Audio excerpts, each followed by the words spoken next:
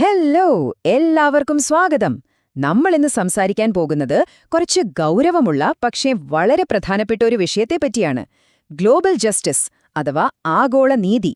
നമ്മളെല്ലാം ഒരുമിച്ച് ജീവിക്കുന്ന ഈ ലോകത്ത് എന്താണ് ശരിക്കുമുള്ള ന്യായം? നമുക്കിതിലേക്ക് ആഴത്തിൽ ഒന്നിറങ്ങി നോക്കാം. തുടങ്ങുന്നതിന് മുമ്പ് തന്നെ നമുക്ക് ഈ ഒരു ചോദ്യത്തിൽ നിന്ന് തുടങ്ങാമല്ലേ? കാലാവസ്ഥാ മാറ്റത്തിന് ആരാണ് യഥാർത്ഥത്തിൽ ഉത്തരവാദി? ആരാണത് പരിഹരിക്കേണ്ടത്? ഇതൊരു വെറും ചോദ്യമല്ല കേട്ടോ. നമ്മളിന്ന് ചർച്ച ചെയ്യാൻ പോകുന്ന ആഗോള നീതി എന്ന ആശയത്തിന്റെ കാതൽ തന്നെ ഒരുപക്ഷെ ഈ ചോദ്യത്തിലുണ്ട്. അപ്പോ ആദ്യമേ തന്നെ നമുക്ക് നോക്കാം, എന്താണ് ഈ പറയുന്ന ഗ്ലോബൽ ജസ്റ്റിസ് അല്ലെങ്കിൽ ആഗോള നീതി?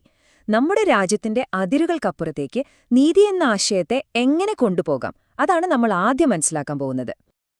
വളരെ ലളിതമായി പറഞ്ഞാൽ ഇത്രയുള്ളൂ: ന്യായം, സമത്വം, പിന്നെ ധാർമ്മികമായ ഉത്തരവാദിത്തം. ഇതൊന്നും ഒരു രാജ്യത്തിന്റെ ഉള്ളിൽ മാത്രം ഒതുങ്ങേണ്ട കാര്യങ്ങളല്ല. അത് ലോകം മുഴുവൻ ബാധകമാക്കണം. അതായത്, ഒരാൾ എവിടെ ജനിച്ചു എന്നതിന്റെ പേരിൽ യാതൊരു വിവേചനവും പാടില്ല. എല്ലാവർക്കും അന്തസ്സോടെ, മനുഷ്യാവകാശങ്ങളോടെ ജീവിക്കാൻ കഴിയണം. അതാണ് ആഗോള നീതി എന്നതുകൊണ്ട് ഉദ്ദേശിക്കുന്നത്. ഇത് കുറച്ചുകൂടെ എളുപ്പത്തിൽ മനസ്സിലാക്കാൻ നമുക്കിതൊന്ന് താരതമ്യം ചെയ്തു നോക്കാം. നോക്കൂ, ഒരു രാജ്യത്തിനകത്തുള്ള നീതി എന്താണെന്ന് നമുക്കെല്ലാം അറിയാം, അല്ലേ? അവിടുത്തെ പൗരന്മാർക്ക് വേണ്ടിയുള്ള നിയമങ്ങൾ, വോട്ടവകാശം, പെൻഷൻ പോലുള്ള സാമൂഹിക സുരക്ഷാ പദ്ധതികൾ, ഇതൊക്കെ നമുക്ക് നല്ല പരിചയമുള്ള കാര്യങ്ങളാണ്. പക്ഷെ ആഗോള നീതി എന്ന് പറയുമ്പോൾ സംഗതി കുറച്ചുകൂടി വലുതാണ്. ഇത് അതിരുകൾ കടന്ന് ലോകത്തുള്ള എല്ലാ മനുഷ്യരെയും ഒരുപോലെ കാണുന്ന ഒരു ആശയമാണ്. എല്ലാവർക്കും മനുഷ്യാവകാശങ്ങൾ ഉറപ്പാക്കുക, രാജ്യങ്ങൾ തമ്മിലുള്ള കച്ചവടം നീതിയുക്തമാക്കുക, ലോകത്തെ ദാരിദ്ര്യം ഇല്ലാതാക്കാൻ ശ്രമിക്കുക, ഇതെല്ലാമാണ് അതിന്റെ പരിധിയിൽ വരുന്നത്. ഇനി ഈ വലിയ ആശയത്തിന് ചില അടിസ്ഥാന തത്വങ്ങളുണ്ട്. ഒരു നീതിയുക്തമായ ലോകം പടുത്തുയർത്താനുള്ള 5 നെടും തൂണുകൾ എന്ന് വേണമെങ്കിൽ നമുക്കിതിനെ പറയാം. എന്തൊക്കെയാണെന്ന് നോക്കാം. ഒന്നാമത്തേത് സമത്വം, അതായത് ഓരോ മനുഷ്യനും ഒരേ ധാർമ്മിക വിലയുണ്ട്. രണ്ടാമത്തേത് മനുഷ്യാവകാശങ്ങൾ.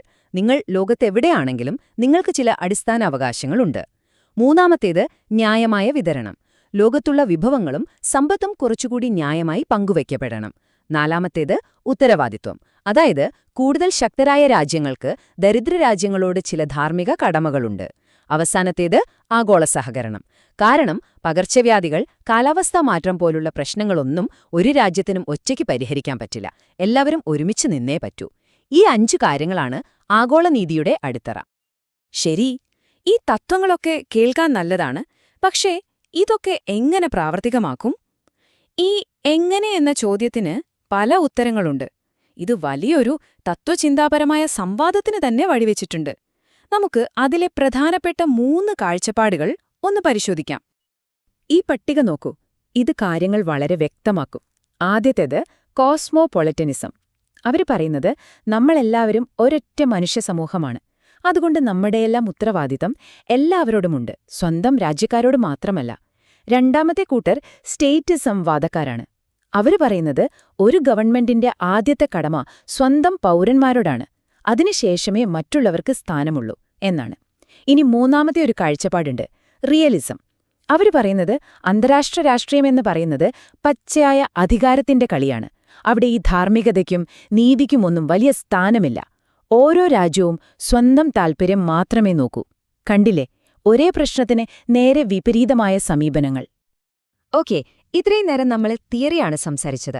ഇനി നമുക്ക് യഥാർത്ഥ ലോകത്തേക്ക് വരാം.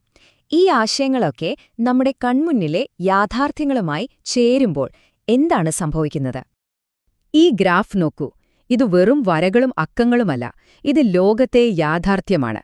ലോകത്തിലെ ഭൂരിഭാഗം സമ്പത്തും വളരെ കുറച്ച് സമ്പന്ന രാജ്യങ്ങളുടെ കയ്യിലാണ്. അതേസമയം വലിയൊരു വിഭാഗം രാജ്യങ്ങൾ കടത്തിലും ദാരിദ്ര്യത്തിലും കഷ്ടപ്പെടുന്നു. ഈ ഒരു സാഹചര്യത്തിലാണ് ആഗോള നീതി എന്നത് വെറുമൊരു ആശയമല്ലാതായി മാറുന്നത്. അതൊരു അടിയന്തര ആവശ്യമായി മാറുന്നു. ഇത് നോക്കൂ, കാലാവസ്ഥാ നീതിയെക്കുറിച്ച് പറയുമ്പോൾ ഏറ്റവും പ്രസക്തമായൊരു വാചകമാണിത്. ഏറ്റവും കൂടുതൽ മലിനീകരണം ഉണ്ടാക്കിയത് വികസിത രാജ്യങ്ങളാണ്. പക്ഷെ അതിന്റെ ഏറ്റവും വലിയ ദുരന്തഫലങ്ങൾ അനുഭവിക്കുന്നത് ദരിദ്ര രാജ്യങ്ങളാണ്. ആഗോള അനീതിയുടെ ഏറ്റവും വ്യക്തമായ ഉദാഹരണങ്ങളിൽ ഒന്നാണിതല്ലേ? സാമ്പത്തിക അസമത്വവും കാലാവസ്ഥാ വ്യതിയാനവും മാത്രമല്ല പ്രശ്നങ്ങൾ.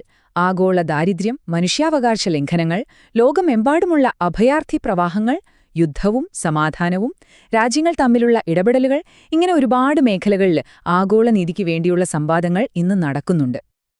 അപ്പോ ഇതൊക്കെ എന്തിന് നമ്മൾ ഇത്ര കാര്യമായിട്ട് എടുക്കണം? ഇതിൽ നമുക്ക് എന്താണ് കാര്യം? നമ്മുടെ എല്ലാവരുടെയും ഭാവിക്ക് ഇതെത്രത്തോളം പ്രധാനമാണ്? ആഗോള നീതിയെക്കുറിച്ച് നമ്മൾ സംസാരിക്കുമ്പോൾ അത് രാജ്യങ്ങൾക്കിടയിൽ സമാധാനവും സഹകരണവും ഉണ്ടാക്കാൻ സഹായിക്കും. കാരണം അനീതിയാണ് പലപ്പോഴും യുദ്ധങ്ങൾക്കും കലഹങ്ങൾക്കും കാരണം. ലോകമെമ്പാടുമുള്ള ദാരിദ്ര്യവും അസമത്വവും കുറയ്ക്കാൻ ഇത് സഹായിക്കും. എല്ലാവരുടെയും മനുഷ്യാവകാശങ്ങളും അന്തസ്സും സംരക്ഷിക്കുന്ന ഒരു ലോകം കെട്ടിപ്പടുക്കാൻ ഇത് അത്യാവശ്യമാണ്. സുസ്ഥിരമായ ഒരു ഭാവിക്കു വേണ്ടിയുള്ള പ്രവർത്തനങ്ങൾക്ക് ഇത് ഊർജം നൽകും. ഏറ്റവും പ്രധാനമായി നമ്മളൊരു രാജ്യത്തെ പൗരന്മാർ മാത്രമല്ല, ഈ ലോകത്തിലെ തന്നെ പൗരന്മാരാണ് എന്നൊരു ബോധം നമ്മളിലുണ്ടാക്കാൻ ഇത് സഹായിക്കും. നമ്മൾ ഈ ചർച്ച അവസാനിപ്പിക്കുമ്പോൾ ഈയൊരു ചോദ്യം ഞാൻ നിങ്ങൾക്ക് മുന്നിൽ വെക്കുകയാണ്. രാജ്യങ്ങളായി ഇങ്ങനെ വിഭജിക്കപ്പെട്ട് കിടക്കുന്ന ഈ ലോകത്ത് മനുഷ്യരാശിക്ക് മുഴുവനായി വേണ്ടി സംസാരിക്കാൻ ആരുണ്ട്? ആര് സംസാരിക്കും? ഇതൊന്നാലോചിച്ചു നോക്കൂ. അടുത്ത തവണ കാണാം. നന്ദി.